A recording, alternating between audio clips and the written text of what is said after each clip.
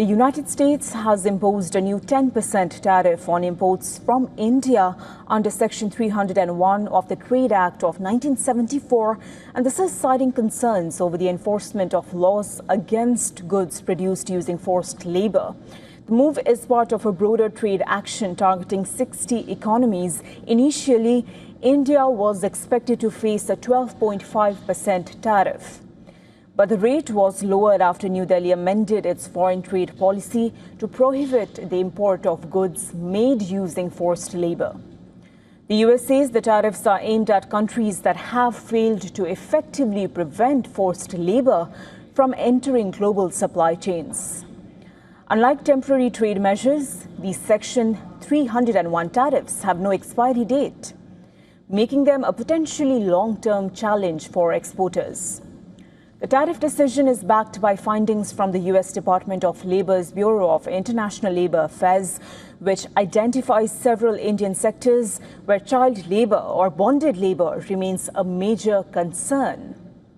The report highlights rice mills, stone quarries, and thread and yarn units in Tamil Nadu, citing ILO data that found over 1,000 families working in bonded labor in rice mills in one district and nearly 500,000 workers trapped in debt bondage.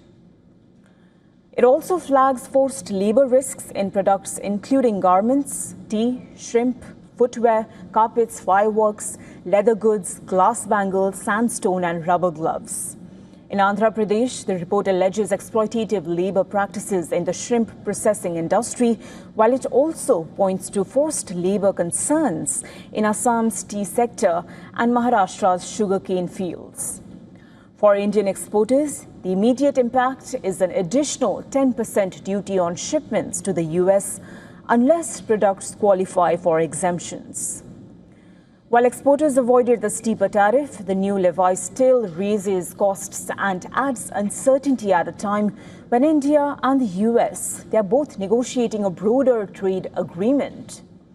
Industry bodies say sectors such as textiles, garments, gems and jewelry could face pressure, especially since the US remains India's largest export market for textiles.